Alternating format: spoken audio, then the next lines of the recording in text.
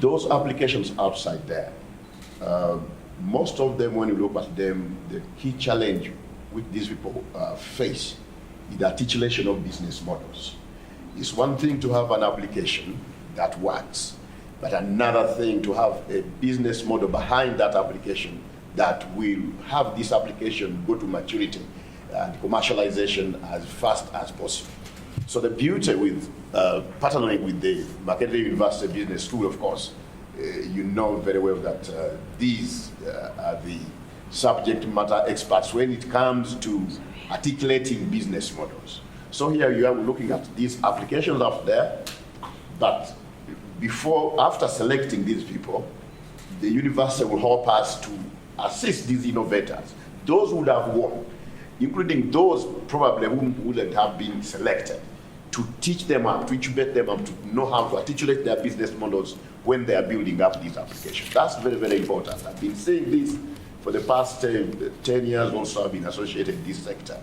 You find these young innovators having wonderful applications, but when you go deep with them into the business model, you see them stammering. They've built something, but they don't know how to apply it, how it is going to reach commercialization. So this is a very big component of this program. Mainly, this program is branded the e-Booster program. It was conceived from the idea that we have underserved and unserved communities, which either have limited access or even when they have, it's unreliable access to communication services and technology platforms. So this is to also contribute to the leaving no one behind agenda of the Sustainable Development Goals. But also when you look at the National Development Plan 3, there is an intention to have inclusive access to communication. People should access information relating to government programs, development initiatives, but also general information, education, and communication services that affect people in business, opportunities, and all other information that comes from government and partners. So how it will work, we are partnering with the Uganda Communications Commission. Of course, they are funding it. We are making a modest contribution called match funding, but the main source of funding is the Uganda Communications Commission, and we are the implementing partners.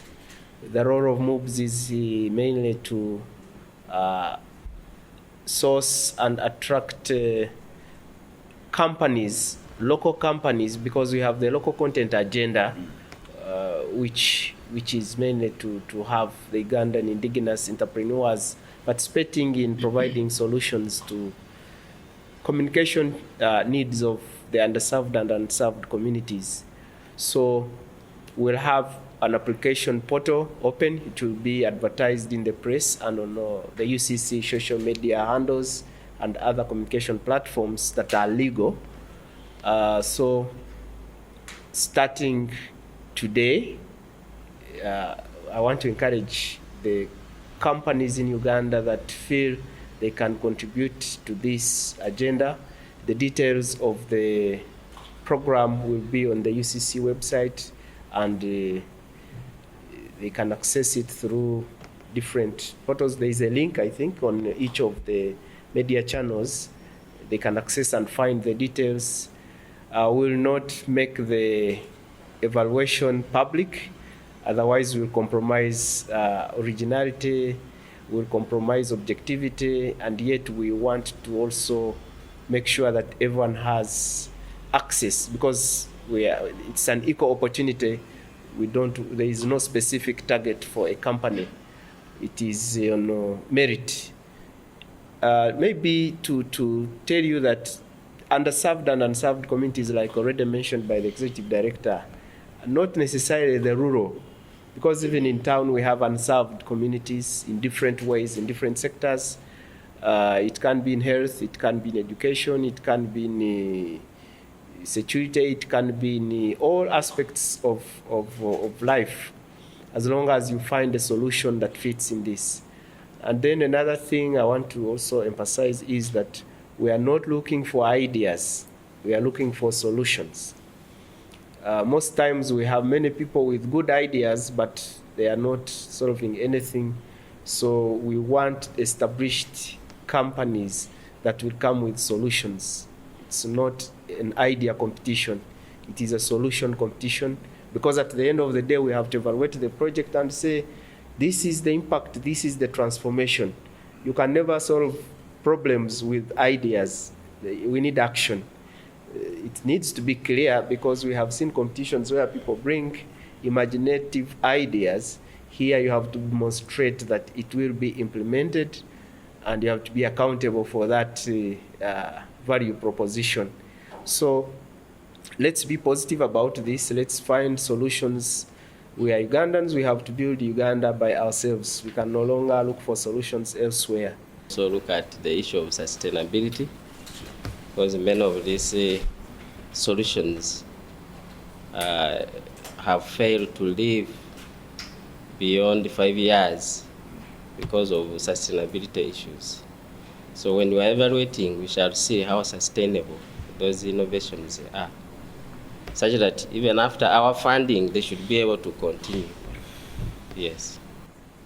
Yeah, maybe to give, because people sometimes ask, so when we present the solutions, what will happen? The first phase is to identify companies with the solutions that would fit the criteria.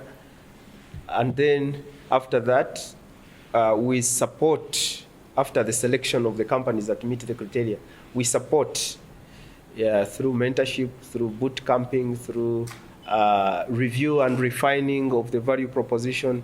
Sometimes it comes when it is a bit ambiguous, refining it, defining the specific target of the beneficiaries of the solution. And then from there, UCC will take them on and grant them on, because we don't want the challenge of resources to keep emerging. I think we'll support how to develop a budget, developing the log frame, the work plans, monitoring mechanisms, community engagement, empowerment, because at the end of the day, they must be adopted if the change has to be sustained, but also capacitating the beneficiaries to take on the service. Otherwise, there is providing a solution and it is not absorbed. So there is a lot that will happen. So we will be working largely from Makerere University Business School. So we will really collaborate with UCC. They are giving us all the support that we need, and let's work together and make it happen, so that we bring other people on board on the development agenda.